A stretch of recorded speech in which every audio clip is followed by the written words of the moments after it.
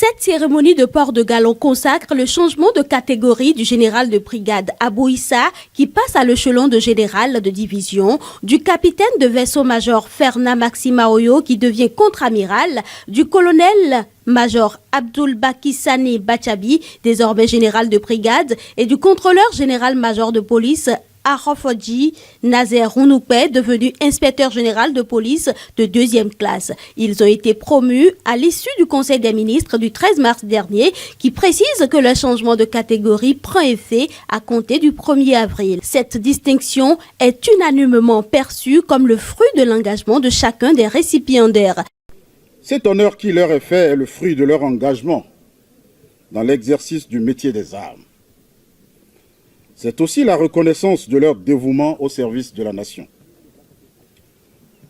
Au-delà des traditions militaires que nous respectons ce jour, cette cérémonie est un appel à encore plus de professionnalisme et de loyauté pour ceux qui, je l'espère, suivront leurs pas.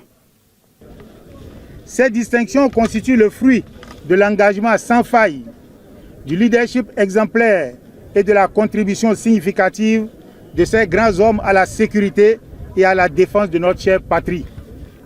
Au nom du chef suprême des armées, le ministre de l'Intérieur et de la Sécurité publique a attiré l'attention des promus sur la responsabilité qui leur incombe désormais. Il s'est adressé aux récipiendaires en ces termes. Messieurs les généraux, chers récipiendaires, vos parcours exceptionnels sont ceux du soldat dévoué, de stratèges avisés et de leaders inspirants.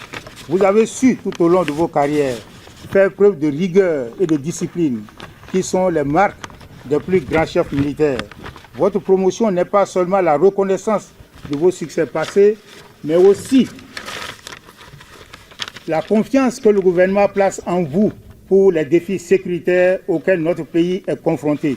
Vous êtes désormais appelés à assurer des responsabilités encore plus grandes et à garantir la sécurité de notre pays face aux menaces présentes et futures.